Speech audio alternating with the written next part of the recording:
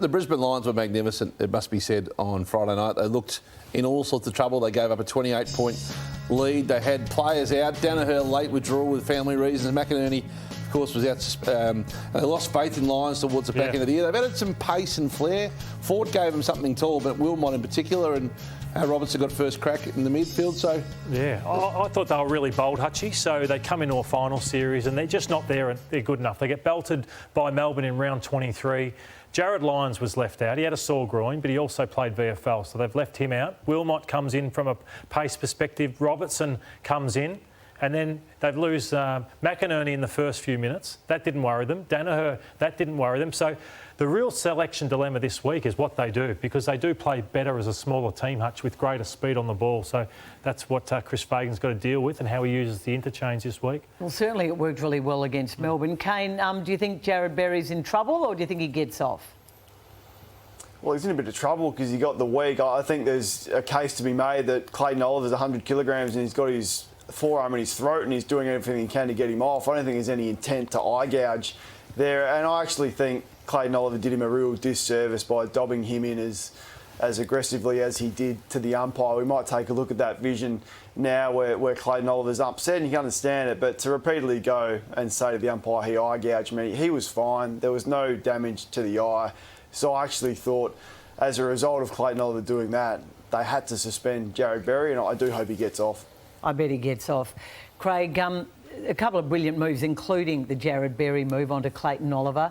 You've been critical of Chris Fagan now for 3 or 4 years. You say he's a great man manager, but tactically he's not a great coach. Do you feel a little bit that maybe you've been unfair on Chris Fagan? No, not one bit. I don't actually remember saying that, but thank you for putting words in my mouth. You've said it several times. What I've said is he's a magnificent man manager, but it is yet to be determined whether he has the capability to take them to a premiership. Craig, look, we all get proven wrong by history sometimes, and Chris Fagan had a poor finals record. He seems to have, to a degree, overcome that hoodoo, not completely overcome it, but I think that you'd have to say he coached brilliantly against the premiership coach. I think what Hutchie says is, and I don't know if I'm putting words in there, I've said it before, I think Hutchie's right. You can be a great man manager, but doesn't mean you're an amazing strategist. There's nothing wrong with that, and that's what you surround yourself. That's what I've always said. That's what you surround yourself with. No, his team has barely changed in the last 5 years.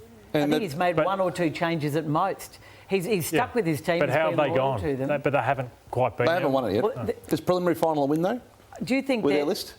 I think with their list, the preliminary final's about right, and I think they've finished top 4 or 5 for the last 3 or 4 years. Yep. I think they've done a wonderful job with what they've inherited. Our game wrongly doesn't recognise or reward preliminary finals. You've got to go on and win it. And I'm not saying that actually barracking harder than anyone that he can, and they do, but I still think the jury's out. No, I don't think that's unreasonable. We think Ken Hinkley could be a good fit for the Essendon Football Club, and he's never got past a preliminary final. That's true. So that question mark remains on Ken as well. No, but he's a coach who's sought after because of it. I think we do recognise top 4 finishes. I disagree. Well, that's just a difference of opinion. I think you've been harsh on Chris Fagan. Well, I don't think I've said anything that isn't reasonable. Anyway, final spotlight, Lordo, and we turn our attention to the Geelong and Brisbane. Yeah, hey, Hutchie, I love Darcy Gardner's game. So he had a poor round 23 where he made some terrible moments, but I thought he did a number on Bailey Fritsch. So I loved his game.